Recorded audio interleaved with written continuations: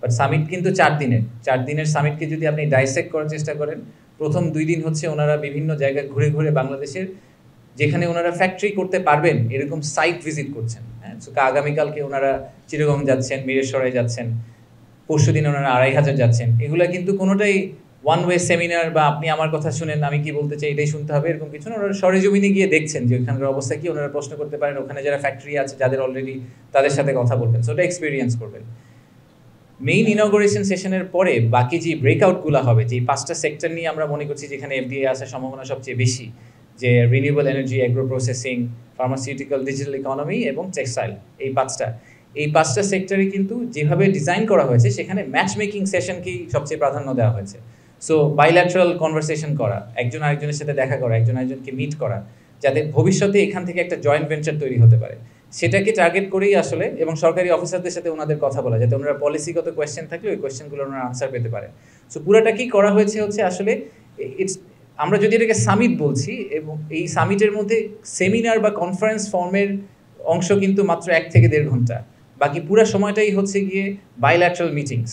That's why we are calling it summit, because আমরা সব ইনভেস্টরকে এক জায়গায় নিয়ে আসছি, সব উপদেষ্টাকে এক জায়গায় নিয়ে আসছি, সরকারি সব কর্মকর্তাকে এক জায়গায় নিয়ে আসছি, আবার একই সাথে বাংলাদেশি ব্যবসায়ীদেরকেও আমরা এক জায়গায় নিয়ে আসছি, যাতে সবাই সবার সাথে পরিচিত হয়ে ভবিষ্যতে কোনো প্রজেক্টে কাজ করতে পারেন। সামিট কালকে থেকে শুরু হচ্ছে। কালকে আমাদের বেশ কয়েকটা 2টা ট্র্যাকে আসলে জিনিসপত্র আগাবে। প্রথম ট্র্যাকটা হচ্ছে যে আমরা প্রায় 60 জনের বেশি উদ্যোক্তাকে নিয়ে আমাদের একটা ফ্লাইট, স্পেশাল ফ্লাইট, সেটা যাবে চট্টগ্রামে। সেখান থেকে আমরা কোরিয়ান ইপিজেড এবং মিরসরাইতে আমাদের যে ন্যাশনাল স্পেশাল ইকোনমিক জোন আছে, এই দুইটার মধ্যে ভিজিট করে রাতের বেলা আবার ফেরত নিয়ে আসবো। এনারা হচ্ছেন সেই সব উদ্যোক্তা যারা মনে করছেন যে ওনাদের একটা ফ্যাক্টরি সেট আপ করতে হবে, ওনাদের আসলে জায়গা জমি লাগবে, ওনাদেরকে দেখতে হবে যে কী ধরনের সাপোর্ট সিস্টেম আমরা তৈরি করতে পারি।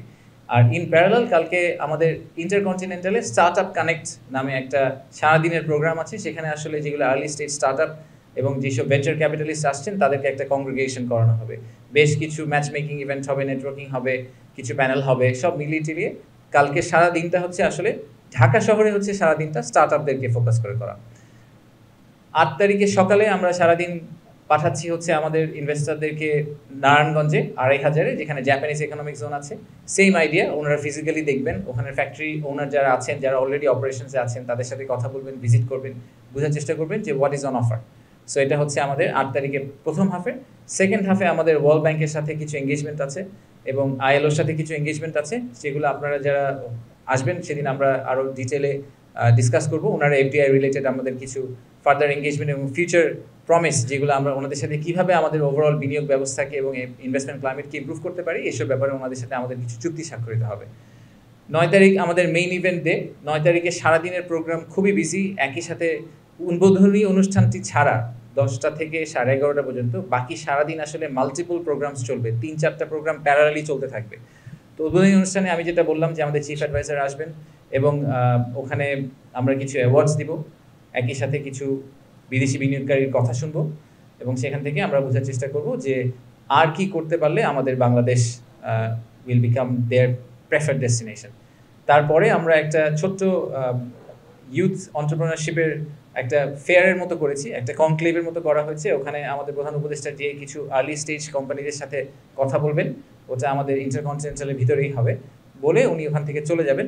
আর আমরা এটার ফলো অন হিসেবে রিনিউয়েবল এনার্জির ওই দিনের হচ্ছে ব্রেকআউটের মেইন ইস্যু, সো সেদিন সেকেন্ড হাফে রিনিউয়েবল এনার্জি নিয়ে কথাবার্তা হবে।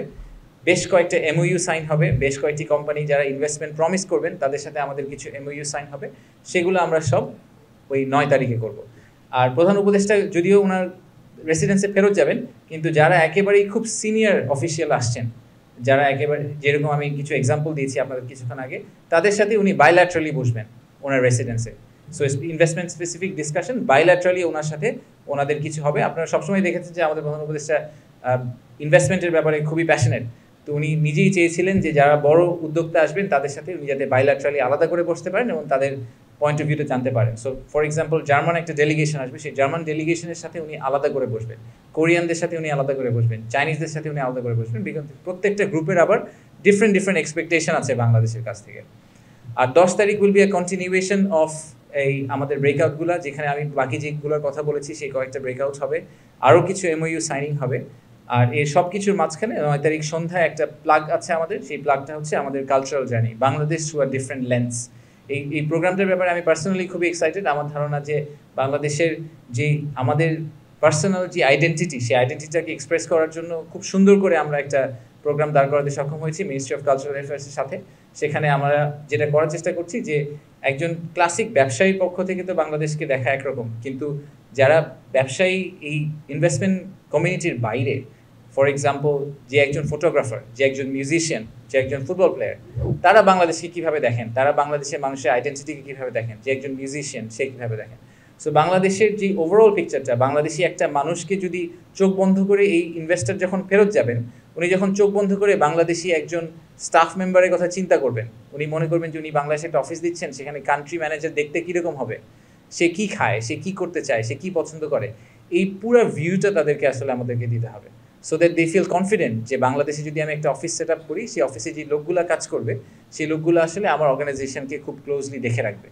তো সেই পার্সপেক্টিভ থেকে আমরা 9 তারিখ সন্ধ্যায় ওনাদেরকে একটা ফুল কালচারাল ইমার্সিভ জার্নির ভিতরে নিয়ে যাবো। সো এই হচ্ছে আমাদের summary of the event. And প্রতিদিন শেষেই আমরা আসলে অল্প কিছুক্ষণ 15 মিনিট করে আপনাদের সাথে কথা বলবো, আপনাদেরকে ওই দিনের আপডেট দেওয়ার জন্য, যে ওই দিন আমাদের প্রাইমারিলি কী হলো, কে আসলো, কোনো মেজর ধরনের অ্যানাউন্সমেন্ট হলো কিনা, সেই সব কিছুই আমরা ওই দিন বিকালে ইউজুয়ালি ডে এন্ডে আপনাদেরকে একটা ছোট্ট আপডেট দেওয়ার চেষ্টা করবো প্রেস টিমের সাথে একসাথে করে। ইলন মাস্ক সামিটে আসবেন এরকম কোনো ঘোষণা আমরা কখনোই দিইনি আসলে।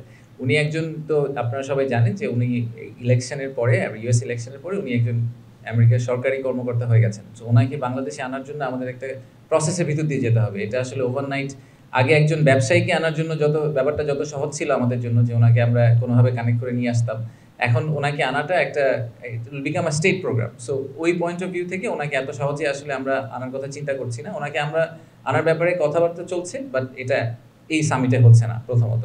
দ্বিতীয়ত হচ্ছে যে সামিটে আমরা কালকে 9 তারিখে আমরা স্টার্লিংয়ের ডেমো ডে বলছি। সো স্টার্লিং ডিভাইস দিয়ে আসলে পুরো সামিটটা রান করা হবে, ইন্টারকন্টিনেন্টালের স্টার্লিং সার্ভিস প্রোভাইড করবে, এবং সেটা আমরা আপনারা সোশ্যাল মিডিয়াতে লাইভ যে প্রোগ্রামগুলো দেখবেন সেটা স্টার্লিংকের থ্রুতে পাওয়ার করা হবে। তো সেটা যারা সামিটে যাবেন তারা আসলে পার্সোনাল ডিভাইসও স্টারলিংকে কানেক্ট করে আপনারা ওখানে একটা এক্সপিরিয়েন্স করতে পারবেন। স্টারলিংকের অ্যাপ্রুভালের ব্যাপারে ওনারা বিডার রেজিস্ট্রেশনের জন্য অ্যাপ্রুভাল করেছিলেন। আপনারা শুনেছেন যে গত মাসের 29 তারিখে আমরা এনজিএসও পলিসি ফাইনালি রোল আউট করে দিয়েছি পাবলিক ডোমেইনে। তারপরে ওনারা বিডার রেজিস্ট্রেশনের জন্য অ্যাপ্লাই করেছিলেন, ওনাদের বিডার রেজিস্ট্রেশন হয়ে গেছে। ওনাদের নেক্সট স্টেপ হচ্ছে যে এনজিএসও লাইসেন্স নেওয়া, ওটার জন্য সম্ভবত ওনারা আজকে অ্যাপ্লাই করবেন। তো আমরা চেষ্টা করবো যত দ্রুত সময়ের মধ্যে সম্ভব ওনাদেরকে এনজিএসও লাইসেন্স, অবভিয়াসলি আমাদের রুলস অ্যান্ড রেগুলেশনস মেনে ওনারা যদি অ্যাপ্লাই করে থাকেন তাহলে আমরা ওনাদেরকে এনজিএসও লাইসেন্সটা দিয়ে দিব।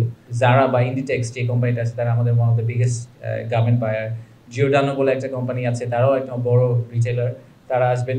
আমরা স্যামসাংয়ের খুব সিনিয়র একজন ভদ্রলোক আসবেন। আমরা বেশ কিছু বড় বড় ভেঞ্চার ক্যাপিটাল ফার্মের যারা হচ্ছে আর্লি স্টেজ স্টার্ট আপদেরকে ফান্ড করেন, সেখানে অনেক বড় বড় বেশ কিছু ভিসির ওনাররা আসবেন। সেই সাথে আমরা আশা করছি যে বেশ বড় বড় কিছু কংগ্লোমারেট, যাদের টোটাল জিডিপি আসলে তাদের টোটাল রেভিনিউ যোগ করলে প্রায় আমাদের জিডিপি সমান হয়ে যায়, এরকম বড় বেশ কিছু কংগ্লোমারেট আসবেন। চায়না থেকে সিসি, সিআরবিসি, পাওয়ার চায়না, এরকম বেশ বড় কিছু কোম্পানি আসছেন। আবার আমেরিকা থেকেও এক্সেলারেট এনার্জি প্রেসিডেন্ট থেকে শুরু করে বেশ কিছু সিনিয়র লোকজন আসছেন। So the pool is very strong. তো নেক্সট প্রশ্নটা হচ্ছে যে আসলে এই সামিট করেই কি তার মানে কালকে থেকে হঠাৎ করে আমরা $10 বিলিয়ন একটা ইনভেস্টমেন্ট গ্যারান্টি দিয়ে ফেলবো কিনা? ব্যাপারটা কিন্তু সেরকম না। আমি এই জন্য আবার বারবার বলছি যে আমাদেরকে প্রথমে যেটা ঠিক করতে হবে সেটা হচ্ছে যে আমাদের ন্যারেটিভটা ঠিক করতে হবে। আমাদের বাংলাদেশের ব্যাপারে যে গ্লোবাল ন্যারেটিভটা আছে, এই ন্যারেটিভটাকে আমাদেরকে ওভারটার্ন করতে হবে, নাম্বার 1। নাম্বার 2 হচ্ছে বাংলাদেশের যেই ব্যবসা করার যে difficulty, is of doing business, সেটাকে আমাদের সিগনিফিকেন্টলি ইমপ্রুভ করতে হবে। আমরা যেখানে আছি, ওয়ান অফ দ্য রিজনস যেই কারণে বাংলাদেশে আমরা অনেক ধরনের ট্যাক্সের সুবিধা দিই, 10 বছরের ট্যাক্স ব্রেক আছে বেজাতে, তারপরেও বেজাতে ইনভেস্টমেন্ট হয় না। তো কেন তাহলে ইনভেস্টমেন্ট হয় না? যদি আমরা ট্যাক্স ব্রেক দিই 10 বছরের, 12 বছরের, লোকজনের তো ট্যাক্স দিতে হবে না। ইনভেস্টমেন্ট হয় না কারণ একজন বিনিয়োগকারী যখন একটা দেশে বিনিয়োগ করার কথা চিন্তা করেন, তখন তাকে এটাও চিন্তা করতে হয় যে উনি বিনিয়োগটা করে আসলে বিনিয়োগটা দেশ থেকে বের করতে পারবেন কিনা, বিনিয়োগটা করতে ওনার কত সময় লাগবে, সে বিনিয়োগ করার জন্য উনি আসলে যথেষ্ট পরিমাণ সাপোর্ট সরকার থেকে পাবেন কিনা, ইউটিলিটি সার্ভিসেস পাবেন কিনা। এই সবগুলো প্রশ্নের উত্তর কিন্তু আমরা খুব ক্লিয়ারলি ওনাদেরকে দিতে পারি না। কারণ হচ্ছে আমাদের এইসব বিভিন্ন কেসে আমাদের নিজেদেরই কিছু সমস্যা আছে। সমস্যাগুলো যদি আমরা সমাধান করি, রাইট ন্যারেটিভটা সেট করি, তাহলে এই পাইপলাইনটা ওভার টাইম বিল্ড করবে।